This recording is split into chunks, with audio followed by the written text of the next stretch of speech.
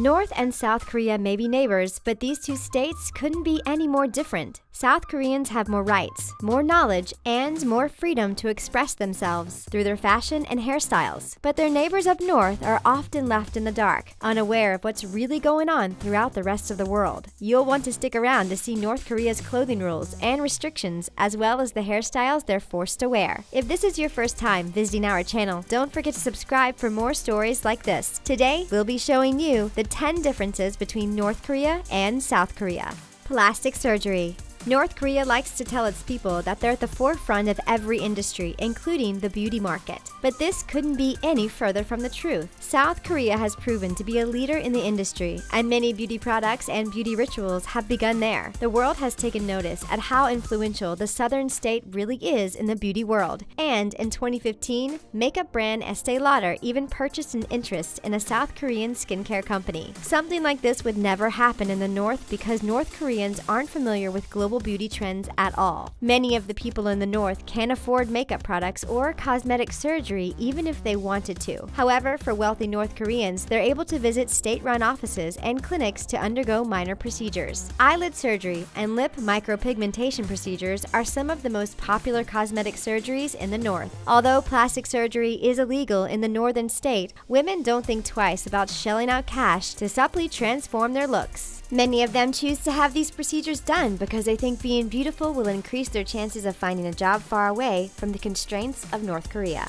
Fashion. If you're looking for the latest trend in fashion and pop culture trends, look no further than South Korea. This state is known for popularizing new fashion styles and inspiring fashionistas from all corners of the globe. K-pop stars and other South Korean celebrities have brought colorful, alternative fashion trends mainstream. But in North Korea, things are much different. The only access they have to do what's hot and what's not is from viewing smuggled materials, like TV shows and magazines. But unfortunately, they don't get access to these images and videos until years after it has been released. This is why a lot of North Koreans are behind on the times in terms of their fashion choices. But even if they wanted to keep up with the rest of the world, they're strictly forbidden from wearing clothing inspired by Western culture, and they're also banned from having piercings. North Koreans can't wear jeans, and women's trousers must be loose-fitting so that they're not too revealing. Anything that's too decorated or embellished could also cause serious trouble from a North Korean. And the government isn't afraid to punish them for breaking the dress code by giving them a long lecture or forcing them to perform hard labor. We are very excited to show you our new platform, The Premium. Get early access to thousands of videos from your favorite channels, including The Taco, The Things, The Trendy, and The Richest. It's all in one place and ad-free browsing. Sign up for The Premium for free and get ready to binge watch just one more video.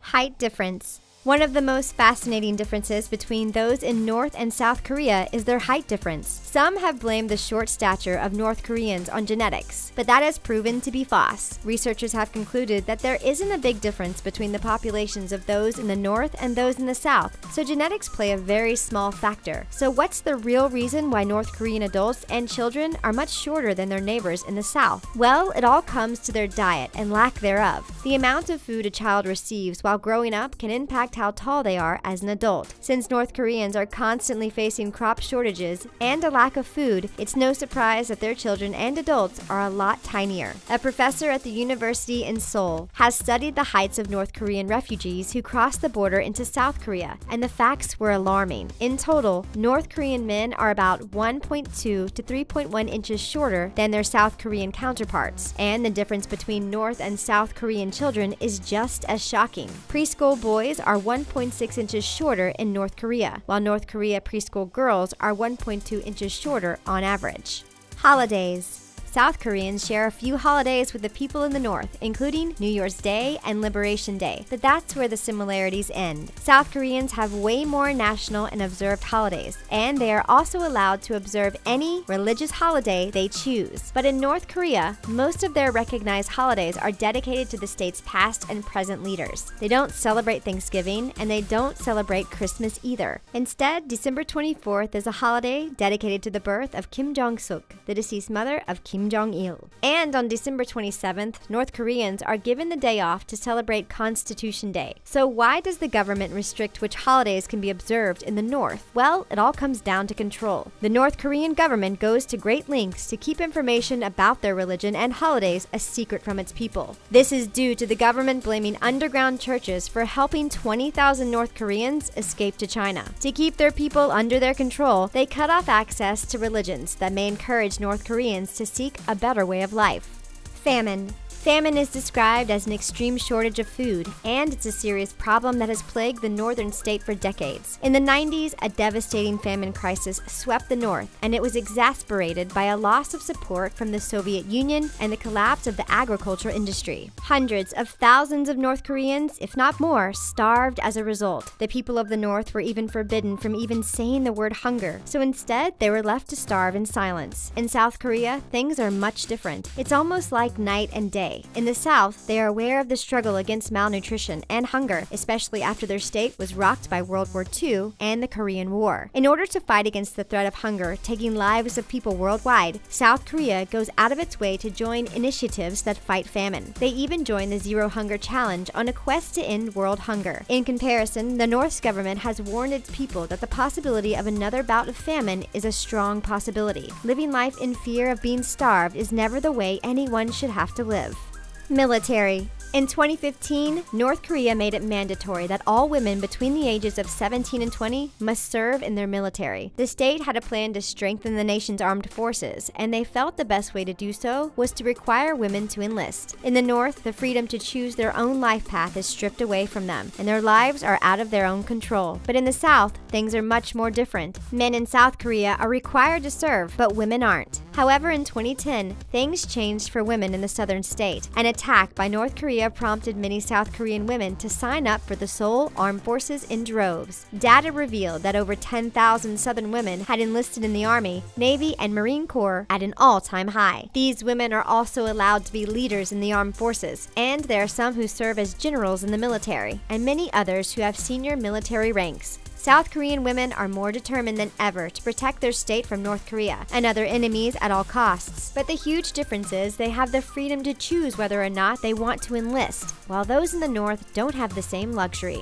Devotion to their leaders. The people of the South have the right to protest, march, and rally against anything that goes against their religious or political beliefs. For example, in 2016, an estimated 500,000 to 1.5 million South Koreans took to the streets of central Seoul to demand their president be impeached. After 6 weeks of protests, their words were heard loud and clear, and the leader of the state was finally ousted. But something like this would never ever happen in North Korea. To start, they aren't even allowed to speak harshly about their leader, Kim Jong-un. They're expected to devote their entire lives to him and treat him as a god. When his father, Kim Jong-il, passed away, mourners took to the streets to show their grief. Although the leader had treated them poorly with his strict rules and famine that destroyed their lives, they were forced to put on a staged display of grief. They are forced to have allegiance towards the entire Kim family, no matter how they may have ruined their lives. Many of those in the North have portraits of both Kims hanging in their homes and public buildings, and their leaders' birthdays are two of the most important holidays that are celebrated in the state. They're not even allowed to make jokes at their leader's expense, something a few military members found out the hard way. In April 2016, members of North Korea's army mocked Kim Jong-un and compared him to a kindergartner. And guess what? They were immediately placed under arrest.